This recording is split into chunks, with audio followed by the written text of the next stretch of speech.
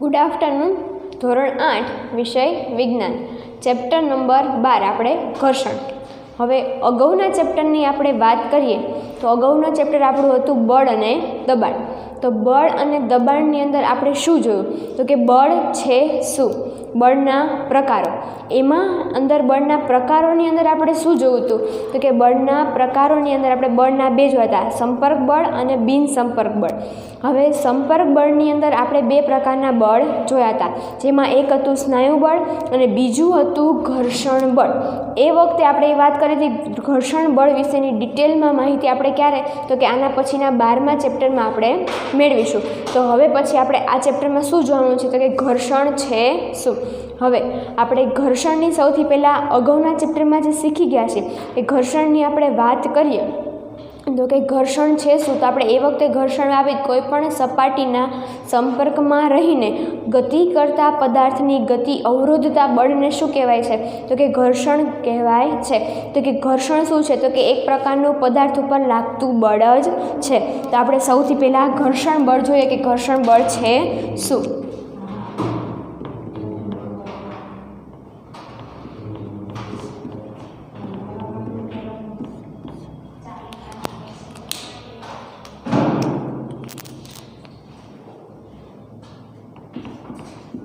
કોઈ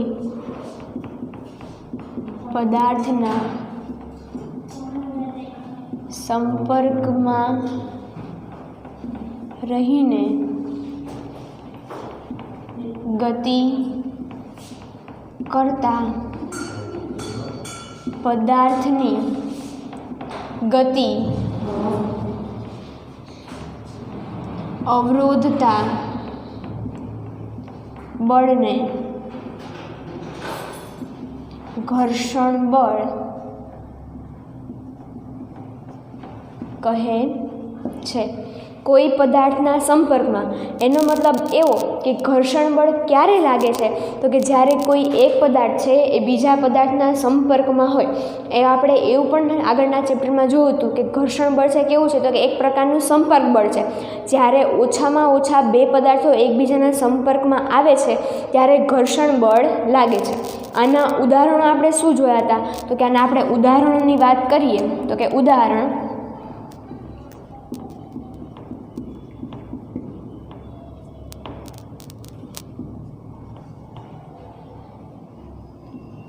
ગતિ કરતો દડો આપમેળે અમુક સમય પછી સ્થિર થઈ જાય છે. ગતિ કરતો દડો છે આપમેળે અમુક સમય પછી કેવો તો કે સ્થિર થઈ જાય છે. એવી રીતના સાયકલને પેન્ડલ મારવાનું બંધ કરીએ તો સાયકલ ધીમી પડી સ્થિર ઊભી રહે છે.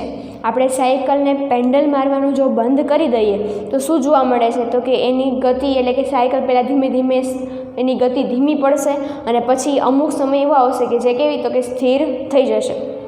તો કે આપણે એ વખતે આવા ઉદાહરણો જોયા હતા કે કોઈ પણ ગતિ કરતો કોઈ પણ જમીન સાથે સંપર્કમાં રહીને આપણે દડો ગબડાવીએ છીએ તો કે એ દડા ઉપર આપણે શું કરીએ તો કે એક વખત ફેંકતી વખતે એને ગબડાવતી વખતે શું આપીએ છીએ તો કે બળ આપીએ છીએ.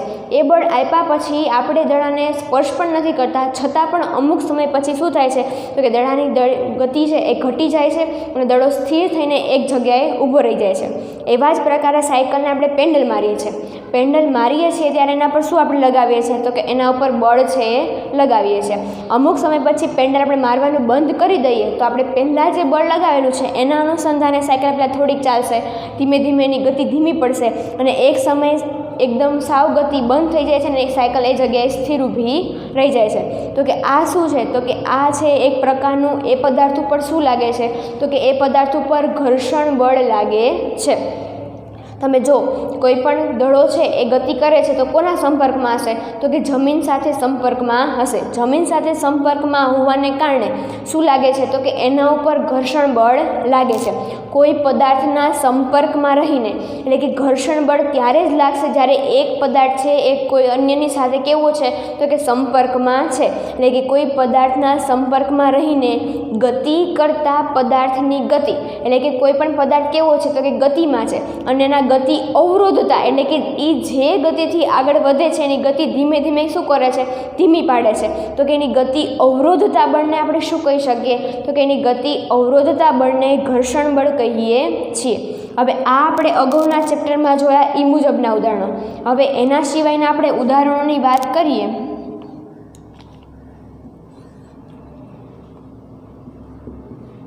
કેળાની છાલ પર પગ આવતા લપસી પડાય છે. ચોથું ઉદાહરણ આપણે જોઈએ. ભીના ભોયતળિયા પર ચાલવું મુશ્કેલ છે. હવે તમે આ કદાચ અનુભવેલું હશે અથવા તો જોયેલું હશે કે કેળાની છાલ ક્યાંય રસ્તા ઉપર પડેલી હોય અને તમારું ધ્યાન ન હોય ને કેળાની છાલ પર તમે પગ મૂકો છો તો શું થાય છે? તો કે લપસી પડાય છે, તમે ત્યાં પડી જાઓ છો. એવી રીતના બીજું ભીનું ભોયતળિયું, કે તમારી જમીન જે છે ઘણી ટાઇલ્સ છે એ કેવી હશે? તો કે ભીની હશે. તમે ભીની ટાઇલ્સ ઉપર ભોયતળિયા પર ચાલવાનો પ્રયત્ન કરો છો તો પણ શું? તો કે તમે ચાલો છો તો તમારે એકદમ ધીમી ગતિ રાખવી પડશે, ધીમે ધીમે ચાલવું પડશે, અથવા તમે વધુ ઝડપે ચાલવા જશો તો ત્યાં પણ શું થશે? તમે પડી જશો. તો કે આ બંને થવાનું કારણ પણ શું છે? તો કે ઘર્ષણ બળનું ઓછું લાગવું છે. આ જગ્યાએ ઘર્ષણ બળ જમીનનું લાગે છે જેના કારણે બંનેની ગતિ અવરોધાય છે. હવે આ પરિસ્થિતિ જે ઊભી થાય છે એ કોના કારણે? તો કે ઘર્ષણ બળ ઓછું લાગે છે એટલા માટે સર્જાય છે. જેમ કે કેળાની છાલ ઉપર પગ આવે, આપણે હંમેશા ચાલીએ છીએ ક્યાં? તો કે જમીન ઉપર ચાલીએ છીએ. એટલે કે આપણા ચંપલ અને જમીન એકબીજા સાથે કેવા છે? સંપર્કમાં છે. સંપર્કમાં હોવાને કારણે આપણા પગ અને જમીન વચ્ચે શું? તો કે ઘર્ષણ બળ લાગે છે જેના કારણે આપણે સ્થિર સરસ રીતે ગતિ કરી શકીએ છીએ. પરંતુ હવે જમીન અને આપણા પગ વચ્ચે શું આવી ગયું? તો કે આપણે જમીન અને આપણા પગ વચ્ચે કેળાની છાલ આવી ગઈ. એટલે કે વચ્ચે એક બીજું સ્તર આવી જાય અને કેળાની છાલ કેવી હોય છે? તો કે થોડીક ચીકણી અને લપટી જવાય એવી હોય છે જેના કારણે ઘર્ષણ બળનું મૂલ્ય કેવું લાગે છે? તો કે ત્યાં ઓછું લાગે છે જેના કારણે આપણે પડી જઈએ છીએ. એવી જ પરિસ્થિતિ ક્યાં સર્જાય છે? તો કે એવી જ પરિસ્થિતિ ભીના ભોયતળિયામાં થાય છે. ટાઇલ્સ હોય છે એ થોડી લીછી તો હોય છે, એના ઉપર ઉપરાંત પાણી આવે છે તો શું થાય? આપણો પગ છે એ સીધો જમીન સાથે સંપર્કમાં આવવાને બદલે કેવો? તો કે પાણીના સંપર્કમાં આવે છે જેના કારણે ઘર્ષણ બળ કેવું લાગે છે? તો કે ઘર્ષણ બળનું મૂલ્ય ઓછું લાગે છે જેના કારણે આપણી પકડ છે એ જમીન સાથે બી મજબૂત રહેતી નથી, જેના કારણે આપણે લપસી જઈએ છીએ.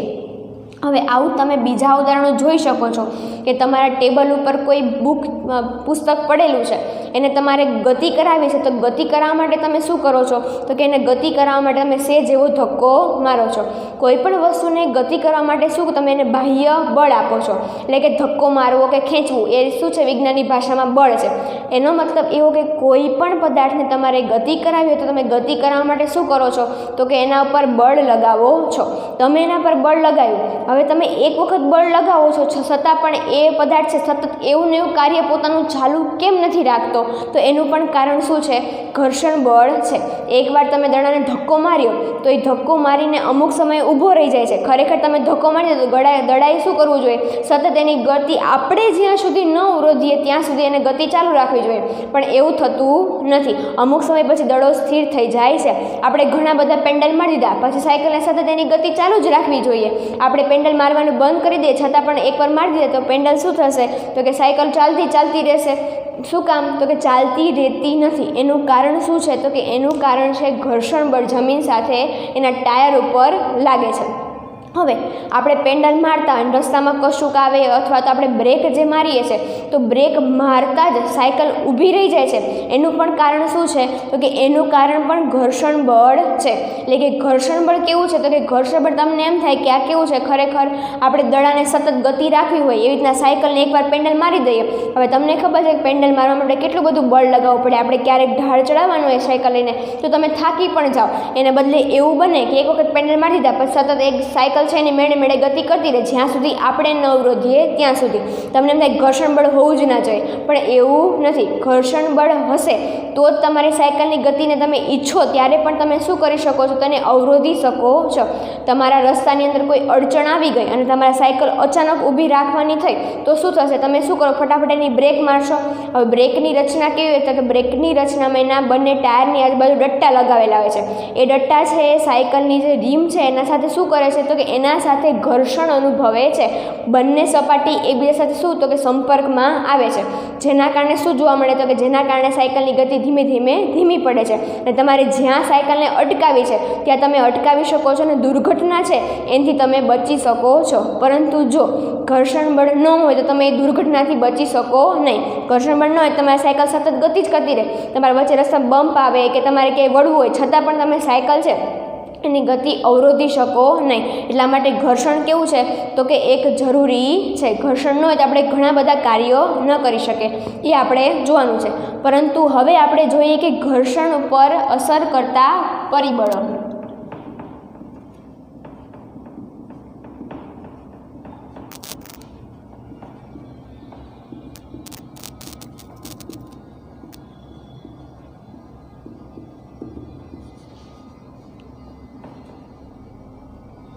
ઘર્ષણ બળ અસર એટલે કે ઘર્ષણ બળ ઉપર કયા પરિબળો છે અસર કરે છે. એમાંનો સૌથી મહત્વનો મુદ્દો છે કે ઘર્ષણ બળ સપાટીની જાત પર આધાર રાખે છે. ઘર્ષણ બળ છે એ હંમેશા સપાટીની જાત ઉપર આધાર રાખે છે. એનો મતલબ એવો કે ઘર્ષણ બળ છે એ ક્યાં કેટલું લાગશે એનો આધાર કોના ઉપર રહેલો છે તો કે સપાટીની જાત. એટલે કે તમે જે સપાટી ઉપર કોઈ પણ પદાર્થને ગતિ કરાવો છો તો એ સપાટી કેવી છે એના ઉપર આધારિત છે કે ઘર્ષણ બળ વધુ લાગશે કે ઓછું લાગશે. હવે આપણને ખબર છે કે ઘર્ષણ બળ છે એ હંમેશા કેવું છે તો કે પદાર્થ ગતિ કરે છે એની હંમેશા વિરુદ્ધ દિશામાં લાગે છે. પદાર્થ જે દિશામાં ગતિ કરતો હશે હંમેશા ઘર્ષણ બળ એની વિરુદ્ધ દિશામાં હશે. પદાર્થ છે એ ડાબી તરફ ગતિ કરતો હોય તો ઘર્ષણ બળ કેવું લાગશે તો કે એની જમણી તરફ લાગશે. પદાર્થ જમણી તરફ જતો હોય તો શું તો એના ઘર્ષણ બળ છે એ ડાબી તરફ લાગે. એટલે કે ઘર્ષણ બળ હંમેશા ગતિ કરતા પદાર્થની વિરુદ્ધ દિશામાં લાગે છે. એટલે કે એ જે દિશામાં ગતિ કરે છે એ દિશાની એની સાપેક્ષ ગતિનો શું કરે છે તો કે એની સાપેક્ષ ગતિનો વિરોધ કરે છે. સાપેક્ષ ગતિ એટલે કે પદાર્થ જે દિશામાં ગતિ કરે છે એની વિરોધ દિશામાં એટલે કે એની જે સાપેક્ષ ગતિ એની જે જવાની ગતિની દિશા છે એ શું કરે છે તો કે એનો વિરોધ કરે છે. એ પ્રકારના બળને આપણે શું કહીએ છીએ ઘર્ષણ બળ કહીએ છીએ. પરંતુ ઘર્ષણ બળનું મૂલ્ય દરેક સપાટી પર કેવું તો કે થોડુંક વધુ ક્યાંક થોડુંક ઓછું પણ હોઈ શકે છે. જેમ કે આપણે અત્યારે જ વાત કરી કે જેમ કે જમીન ઉપર આપણે દડો ગગડાવીએ છીએ તો એના પર સપાટીનું ઘર્ષણ બળ લાગે છે. હવે એ જ દડાને અથવા તો આપણે જે ચાલીએ છીએ ને આપણે સાદી જમીન પર રસ્તા પર ચાલતા હોય એ વખતે આપણા ચંપલને જમીન ઉપર જે ઘર્ષણ બળ લાગે છે એ અને આપણે લીચી આપણા ઘરના ભોંયતળિયા જે ટાઇલ્સ લગાવેલી છે ત્યાં આપણે ચાલીએ છીએ તો બંનેની સપાટીના પ્રકાર એટલે કે જે જમીનના પ્રકાર કેવા છે તો કે બંને જગ્યાએ અલગ અલગ છે. તો કે એ જગ્યાએ ઘર્ષણ બળ કેવું લાગતું હશે તમને બધાને જવાબ ખબર છે, છતાં પણ આપણે એક પ્રયોગ દ્વારા ચકાસીએ કે ઘર્ષણ બળ છે હંમેશા સપાટીની જાત ઉપર આધાર રાખે અને કેવી સપાટીની જાત હોય તો કેવા પ્રકારનું ઘર્ષણ બળ છે એ લાગે છે. હવે ઘર્ષણ આપણે કયા સપાટીએ કેટલું લાગે છે. હવે જેમ ઘર્ષણ છે એક પ્રકારનું બળ છે. હવે આપણે જોયું હતું કે બળ છે આપણે કેવી રીતના માપી શકીએ છીએ તો એ રીતના ઘર્ષણ માપવા માટે આપણે શેની મદદ જોઈશે તો કે ઘર્ષણ માપવા માટે આપણે સ્પ્રિંગ કાંટો જોશે. સ્પ્રિંગ કાંટાની આપણે એક દિશા તરફ એટલે કે જે સ્પ્રિંગ કાંટો તમે બધાએ જોયેલો છે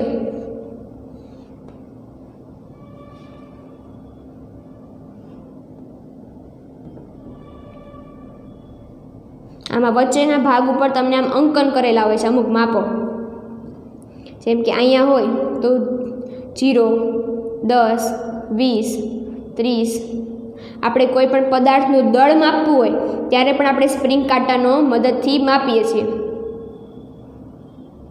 અને અહીંયા નીચેના ભાગે શું હોય છે તો કે હૂકની રચના આપેલી હોય છે, જેના ઉપર આપણે કોઈ પણ વસ્તુ છે એ આપણે શું કરીએ તો કે આ વસ્તુ છે એને તે આપણે ટીંગાડી શકીએ છીએ. હવે આવા પ્રકારના સ્પ્રિંગ કાંટો છે એ આપણે જોઈશે કે પદાર્થ ઉપર કેટલું ઘર્ષણ બળ લાગે છે એના માટે. એટલે કે આપણે એક સ્પ્રિંગ કાંટો અને આપણે જોશે એક દોરી અને એક પ્રકારની ઈંટ. હવે આ જે સ્પ્રિંગ કાંટો છે એને શું કરશું તો કે આપણે આડો રાખી દઈશું અને પછી આપણે એના એક છેડે એટલે કે જે હૂકવાળો છેડો છે એ છેડે શું કરશું તો કે દોરી વડે આપણે એક ઈંટ છે એને બાંધી દેશું. આ છે દોરી, આ છે સ્પ્રિંગ કાંટો.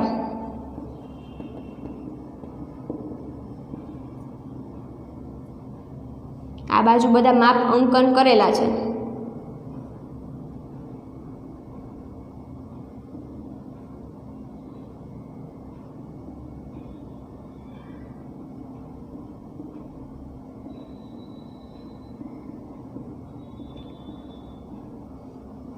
અત્યારે આપણે આને સ્પ્રિંગ કાંટા કે ટીંગાડવા નથી, એટલે કે આ તરફ રહેલા જે ભાગ છે એનું આપણે અત્યારે કશું જ કાર્ય રહેશે નહીં.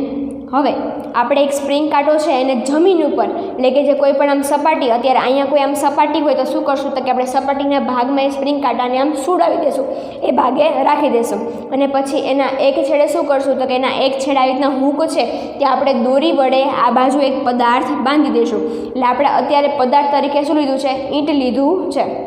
હવે ઈંટને આપણે દોરી વડે સ્પ્રિંગ કાંટા જોડે બાંધી દીધા પછી શું કરવાનું છે તો કે આ સ્પ્રિંગ કાંટાનો જે આ વાળો ભાગ છે ત્યાંથી લઈને એને સપાટી ઉપર રાખીને, સપાટીથી ઉપર લઈને નહીં ટપ આપણે કેમ ઘસડતા હોય એ પ્રમાણે આ સ્પ્રિંગ કાંટાને ઘસડતા ઈંટ છે એને ઘસેડવાની છે.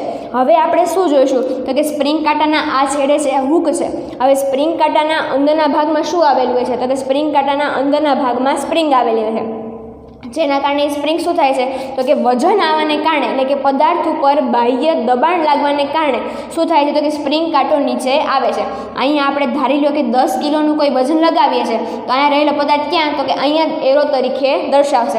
વધારે વજન ઉમેરશો તો એ સ્પ્રિંગ વધારે ખેંચાઈને આ હૂક કેવો થયો કે હૂક નીચેની તરફ આવશે અને આપણને 30 કિલો કે 20 કિલો જેટલું વજન છે આપણે જેટલું નીચે વધારતા જઈએ એ પ્રમાણે દર્શાવે છે. તો હવે અહીંયા આપણે ઘર્ષણ માપવાનું છે એટલે શું કરશું તો કે આ પ્રમાણે સ્પ્રિંગ કાંટો છે અને જમીન ઉપર રાખીને એના વડે બાંધેલી ઈંટ છે એને આપણે શું કરશું તો કે ખેંચવાનું આપણે કરશું. હવે ખેંચશું એટલે આપણે જમીન સપાટીથી ઉપર રાખવાનું નથી, આપણે એને ખેંચતા જવાનું છે. હવે તમે ખેંચશો જેના કારણે શું થશે તો કે ઈંટ ઉપર જેટલું ઘર્ષણ બળ લાગતું હશે એટલે કે અહીંયા શું થાય છે કે આના પર દબાણ એટલે કે એક પ્રકારનું બળ જ છે, એ બળ લાગે છે એના કારણે સ્પ્રિંગ કાંટો છે નીચેની તરફ ખેંચાય છે. હવે અહીંયા આપણે સ્પ્રિંગ કાંટાને કેવો કરે તો કે આડો કરેલો છે. આડો કરેલો હોવાને કારણે શું તો કે એક ઘર્ષણ બળનું મૂલ્ય એટલે કે આપણે સ્પ્રિંગ કાંટાને ઘસેડશું એટલે કે ઈંટ ઉપર જમીનનું જેટલું ઘર્ષણ બળ લાગતું હશે એ પ્રમાણે શું થશે તો કે એટલો આ હૂક છે એ ખેંચાશે અને આપણને અહીંયા એક પ્રકારનું વજન છે એ અંકિત કરશે. એટલે કે આપણે સ્પ્રિંગ કાંટાને એમ ઘસેડશું એટલે શું થશે તો કે ઈંટ ઘસડાશે ખરી, સાથે સાથે આ અંદર રહેલી સ્પ્રિંગ છે એ થોડીક ખેંચાશે. ઈંટ ઉપર જેટલું ઘર્ષણ બળ લાગતું હશે એ પ્રમાણે આ હૂક છે એનો હૂક સાથે જોડેલી સ્પ્રિંગ છે એ ખેંચાય છે. એટલે કે એના આધારે આપણે સાદી જમીન છે એના ઉપર આપણે ઈંટનો ટુકડો રાખીને ઘસેડીએ છીએ તો કે જમીન સાથે ઈંટનું ઘર્ષણ કેટલું લાગે છે એ ઘર્ષણ બળનું મૂલ્ય આપણને અહીંથી જોવા મળે છે. હવે આપણે એવું કીધું કે ઘર્ષણ છે સપાટીની જાત ઉપર આધાર રાખે. અત્યારે આપણી જે સાદી જમીન હતી અને એક ઈંટ લીધી, હવે આપણે કંઈક લીછો પદાર્થ છે ઈંટ ઉપર વીંટેડી દઈએ, જેમ કે પ્લાસ્ટિકની કોથળી છે. હવે પ્લાસ્ટિકની કોથળી કેવી આવે છે તો કે એકદમ લીછી આવે છે. હવે એ પોલિથીન બેગનો ટુકડો શું કરીએ તો કે આપણે આખા ઈંટ ઉપર પહેલાં લગાવી દઈશું અને ફરી પાછી આપણે એ શું કરશું તો કે સ્પ્રિંગ કાંટા સાથે દોરી બાંધશું, જેનો એક છેડો ઈંટ સાથે અને એક છેડો સ્પ્રિંગ કાંટા જોડે આપણે લગાવીએ. હવે આપણે ઈંટ ઉપર શું કર્યું તો કે પોલિથીનની બેગ લગાવેલી છે અને ફરી વખત આપણે સ્પ્રિંગ કાંટાને શું કરશું તો કે એક દિશામાં આપણે ખેંચતા ખેંચતા જશું, જેના કારણે ફરી વખત આ હૂક ખેંચાશે, એના કારણે શું થશે તો કે સ્પ્રિંગ ખેંચાશે, અને સ્પ્રિંગ કેટલી ખેંચાશે તો કે સ્પ્રિંગ એટલી ખેંચાશે કે જેટલું આ ઈંટ ઉપર શું તો કે ઘર્ષણ બળનું મૂલ્ય લાગે છે એટલી ખેંચાશે. હવે જ્યારે આપણે સાદી એમને એમ ઈંટ લગાવેલી હતી ત્યારે આપણે માની લઈએ કે 20 જેટલું એના પર ઘર્ષણ બળ લાગેલું હતું. જ્યારે આપણે એના પર હવે પ્લાસ્ટિકની પોલિથીનની બેગ વીંટાળી દઈએ છીએ ત્યારે એના પર કદાચ 10 અને 20ની વચ્ચે 15-16 જેટલું ઘર્ષણ બળ લાગે છે. એનો મતલબ શું થયો કે ઘર્ષણ બળ વધારે ક્યાં લાગશે તો કે જેમ સપાટી છે અનિયમિત હોય, ખરબચડી હોય એ જગ્યાએ ઘર્ષણ બળ કેવું તો કે ઘર્ષણ બળ વધુ. એનો આપણે આના પરથી તારવી શું શકીએ તો કે ખરબચડી સપાટી પર ઘર્ષણ બળ વધુ લાગે છે. જ્યારે પછી શું કર્યું તો કે આપણે એ ઈંટ ઉપર પોલિથીનનો એટલે કે લીસો પદાર્થ લગાવ્યો કે લીસા પદાર્થને કારણે આપણને શું જોવા મળ્યું તો કે એના કારણે ઘર્ષણ બળનું મૂલ્ય પહેલાં હતું એના કરતાં થોડું ઘટી ગયું. એનો મતલબ એમ કે જો ખરબચડી સપાટી ન હોય એ કેવી હોય તો કે નિયમિત અથવા તો લીસી સપાટી, નિયમિત અથવા તો લીસી સપાટી પર ઘર્ષણ બળ ઓછું લાગે છે. એટલે કે સપાટી જેટલી, હવે કોઈ પણ સપાટી આપણે લઈ લઈએ તો કે બહાર રસ્તાની સપાટી કેવી હોય છે તો કે વધારે ઊંચી નીચી તમને આમ ખરબચડી દેખાશે, જ્યારે તમારા ઘરના ભોંયતળાની ટાઇલ્સ કેવી તો તમને વધારે લીચી અને નિયમિત દેખાશે. એટલે કે ઘર્ષણ બળ વધુ ક્યાં લાગશે તો કે જેમ સપાટી ખરબચડી અથવા તો અનિયમિત હશે. એમ કે સપાટી છે અને આ એકદમ નિયમિત કહેવાય કે જેના ઉપર ક્યાંય આમ ઉપસેલું કે આમ ખાબા ખરબચડિયા જેવું નથી. હવે આવી રીતની જમીન હોય તો કેવી કહેવાય અનિયમિત કહેવાય. તો કે જેમ અનિયમિત સપાટી અથવા તો ખરબચડી સપાટી એના ઉપર ઘર્ષણ બળનું મૂલ્ય કેવું છે તો કે વધારે છે. જેમ નિયમિત સપાટી અથવા લીચ્છી જેટલી સપાટી હશે એના પર ઘર્ષણ બળનું મૂલ્ય કેવું લાગે છે તો કે એના પર ઘર્ષણ બળનું મૂલ્ય ઓછું લાગે છે. અને આ કેવો તો કે આપણે ઘર્ષણ બળ છે ને સપાટી ઉપર આધાર રાખવા માટે આપણે શું કરતો કે એના સ્પ્રિંગ કાંટાની મદદથી આપણે એના ઉપર લાગતું કોઈ પણ પદાર્થ પર લાગતું બળ આપણે જે માપીએ છીએ, આપણું કોઈ પણ પદાર્થની અંદર રહેલું દળ એના માપવા માટે આપણે શું કરતો કે સ્પ્રિંગ કાંટાનો ઉપયોગ કરીએ છીએ. પદાર્થ પર લાગતું દબાણ આપણે એને માપીએ છીએ. તો એવા જ પ્રકારે અહીંયા ઘર્ષણ બળ જે પદાર્થ ઉપર લાગે છે એની મદદથી આપણે સ્પ્રિંગ કાંટા ઉપર પદાર્થ ઉપર જેટલું દબાણ લાગશે, જેટલું ઘર્ષણ બળ લાગશે એ આપણે માપી શકીએ છીએ સ્પ્રિંગ કાંટાની મદદથી. તો અહીંયા આપણે શું જોયું તો કે આપણે સૌથી પહેલાં જોયું ઘર્ષણ બળ. તો કે ઘર્ષણ બળ છે શું? હવે તમને એ પ્રશ્ન થાય કે આપણે 11મા ચેપ્ટરમાં આવી એ વ્યાખ્યા કેવી હતી તો કે થોડીક અલગ હતી. એના કરતાં આ વ્યાખ્યા અલગ છે. બેમાંથી ગમે લખશો ઘર્ષણ બળની વ્યાખ્યા સાચી રહેશે. ઘર્ષણ બળ શું છે તો કે કોઈ પદાર્થના સંપર્કમાં રહીને ગતિ કરતા પદાર્થની ગતિ અવરોધતા બળને શું કહે છે તો કે ઘર્ષણ બળ કહે છે. આપણે અગાઉ જોયેલા ઉદાહરણો અને આપણે ઘર્ષણ બળ છે હંમેશા પદાર્થની સપાટીની જાત ઉપર આધાર રાખે છે. હવે આપણે એક ઉદાહરણ તરીકે જોઈએ તો કે આપણે અન્ય ઉદાહરણ લઈએ તો હવે તમને એમ થાય કે તમારા ઘરે શિયાળો છો તો તમે જમીન પર સીધો બેસો, તમે કેવું ઠંડુ લાગે છે. ક્યારેક તમે સાવ નીચે બેસવા માટે આસન પટ્ટાનો ઉપયોગ કરો છો. હવે તમે જે આસન પટ્ટો પાથરો છો, હવે આસન પટ્ટો તમને કોઈ ખેંચવાનું કે તો તમે કેટલી સરળતાથી ખેંચશો કે નહીં. તમારે ખાલી જમીન ઉપર આસન પટ્ટો આમ પડેલો છે અને તમારે જમીન ઉપર જ રાખીને એને ખેંચવાનું છે. તો આસન પટ્ટો શું થશે તો કે તમે સરળતાથી ખેંચી શકો છો. પરંતુ હવે આ જ આસન પટ્ટા ઉપર આપણે કોઈ શું કરશું તો કંઈ વ્યક્તિને બેસાડી દઈએ અને પછી આસન પટ્ટો ખેંચવાનો પ્રયત્ન કરશું તો શું થશે તો કે તમે સરળતાથી આસન પટ્ટો ખેંચી શકતા નથી. શા માટે કે તમે શું કહેશો કે એના પર કોઈ વ્યક્તિ બેસેલો છે એટલા માટે કે વ્યક્તિનું તો કે વ્યક્તિ બેસેલો છે એનું વજન લાગે છે એ વસ્તુ તો સાચી, પણ સાથે સાથે શું લાગે છે તો કે એ જગ્યાએ ઘર્ષણ બળ વધુ લાગે છે. આસન પટ્ટો સીધો છે, હવે એના ઉપર આપણે કોઈ વ્યક્તિ છે એને બેસાડી દીધો તો કે વ્યક્તિ છે બેસવાને કારણે શું થશે તો કે જે સપાટી ઉપર આપણે આસન પટ્ટો રાખેલો છે કોઈ સપાટી ક્યારેય સંપૂર્ણપણે નિયમિત હોતી નથી. કેવી હોય છે? તો કે ક્યાં તમે એકદમ સૂક્ષ્મ રીતે જુઓ ને તો એનામાં સહેજ અનિયમિતતા તો હોય છે. કોઈ પણ પદાર્થ છે તમને સંપૂર્ણ લીછો લાગે, પણ એ સંપૂર્ણ છે પદાર્થ નિયમિત બનાવો એ ક્યારેય શક્ય નથી. એની અંદર સૂક્ષ્મ અનિયમિતતાઓ તો રહેલી જ હોય છે. એટલે કે એ પદાર્થ છે જમીન સાથે કેવો? તો કે જમીનની રીતે સૂક્ષ્મ રીતે અમુક જગ્યાએ ખરબચડી હશે. પદાર્થ એ કેવો હશે? તો કે આસન પટ્ટો મૂકેલો છે એ એકદમ નિયમિત હોતો નથી. એ કેવો હોય છે? તો કે સહેજ સૂક્ષ્મ અનિયમિતતાઓ એના પર આવેલી હોય છે. હવે જ્યારે તમે સાદો આસન પટ્ટો જમીન ઉપર રાખીને ખેંચો છો ત્યારે કેવું છે? તો કે સૂક્ષ્મ અનિયમિતતાઓ છે, પણ એના પર લાગતું ઘર્ષણ બળ કેવું છે? તો કે એના પર બેઠેલું કોઈ વ્યક્તિ નથી. એના કારણે શું થાય છે? તો કે સરળતા તમે ખેંચી શકો છો, કે એના ઉપર કોઈ અન્ય વજન આવેલું નથી. એટલે કે ત્યાં ઘર્ષણ બળનું મૂલ્ય કેવું છે? તો કે ત્યાં ઘર્ષણ બળનું મૂલ્ય સાવ ઓછું છે. જ્યારે હવે આ જમીન તો થોડીક સૂક્ષ્મ રીતે કેવી છે? તો કે એનામાં થોડીક અનિયમિતતાઓ છે. એના પર રાખેલા આસન પટ્ટામાં થોડીક અનિયમિતતાઓ છે. પરંતુ હવે એના પર તમે કોઈ વ્યક્તિ બેસાડો છો, જેના કારણે શું થાય છે? કે બંને અનિયમિતતાઓના ખાંચા છે એકબીજામાં ફિટ બેસી જાય છે. જમીન આ રીતે ખરબચડી છે અને એના પર રાખેલો આસન પટ્ટો, એટલે કે બંનેની અનિયમિતતાઓ સપાટીની ખરબચડાપણું છે એકબીજાની અંદર ફસાઈ જાય છે. જેના કારણે શું થાય? તમે એ વ્યક્તિ બેસેલો હોય જ્યારે ત્યારે આસન પટ્ટાને તમે સરળતાથી ખેંચી શકતા નથી. શા માટે? તો કે ઘર્ષણ બળ છે એ હંમેશા અનિયમિત સપાટી પર કેવું લાગે? વધુ લાગે. અહીંયા શું થાય છે? તો કે એના પર વધુ વજન ન હોવાથી શું થાય છે? તો કે એની જે સૂક્ષ્મ અનિયમિતતાઓ છે એનામાં બંને એકબીજામાં ખૂંચી જતા નથી, જેના કારણે સરળતાથી ખેંચી શકો છો. હવે જ્યારે એના ઉપર જ બીજું વજન આવે છે ત્યારે શું જોવા મળે છે? તો કે સૂક્ષ્મ અનિયમિતતાઓ છે એકબીજામાં એકદમ બંધ બેસી જાય છે, જેના કારણે તમારે એ બેઠેલા વ્યક્તિ સહિત આસન પટ્ટાને ખેંચવું કેવું છે? તો કે આસન પટ્ટાને ખેંચવું વધારે અઘરું છે.